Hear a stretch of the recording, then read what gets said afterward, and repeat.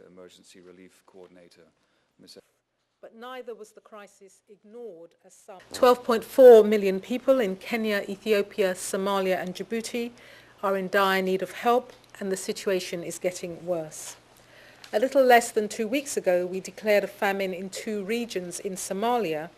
Today, we are warning that unless we see a massive increase in the response, the famine will spread to 5 or 6 more regions.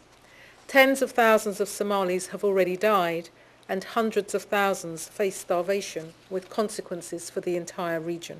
Of course, we have to reach out to corporations, to foundations. It's hard to imagine the horror of mothers forced to leave their infants behind to die as they trek for weeks to reach safety. The sense of loss felt by orphans as they reach overcrowded refugee camps, sick and malnourished, alone and with no future. These stories, these images are a wake-up call. They remind us why we cannot spare any effort to ease the suffering, why we must do all we can to stop it happening again. In the region, but also ultimately Somalia needs peace. Without peace, our ability to act will remain limited, and we risk seeing this happen time and time again.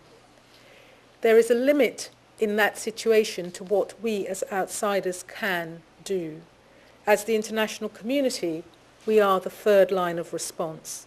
The first line is, of course, national governments, institutions, and, of course, the people themselves. But in Somalia, they are weak and malnourished from the situation that they face. $1.4 billion. So we need to...